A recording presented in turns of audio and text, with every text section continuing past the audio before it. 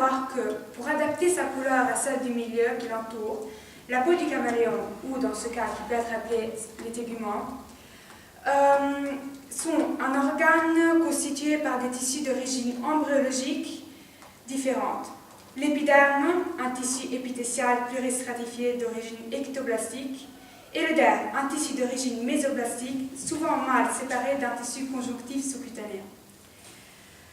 L'hypoderme, qui assure une liaison plus ou moins étroite avec les organes du mouvement, c'est-à-dire les muscles et les os. Donc, ces téguments possèdent des chromatophores, dont la rétraction ou l'expansion détermine les variations de couleur du caméléon. Qu'est-ce que ce sont les chromatophores précisément?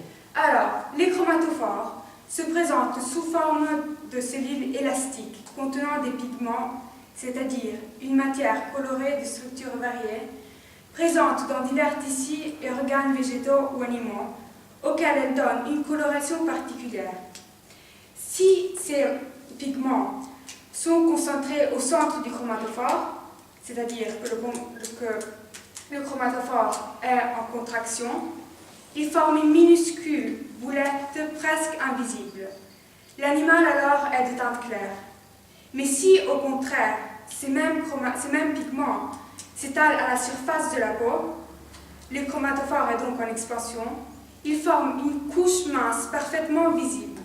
C'est à ce moment que l'animal prend une couleur plus sombre. Celui-ci possède 4 types de chromatophores.